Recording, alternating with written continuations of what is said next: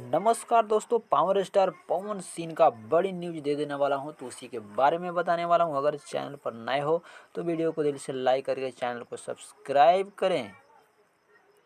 तो सबसे पहले बात करते हैं, पावर स्टार पवन सिंह जो है चुनाव लड़ने के लिए पूरी तरह से कंप्लीट है। कोई चैनल पर लाइव आकर बोल रहे हैं कि हम चुनाव लड़ने वाले हैं, पर ये नहीं क्लियर बता रहे हैं कि कौन सा क्षेत्र से लड़ेंगे, कहां से लड़ेंगे।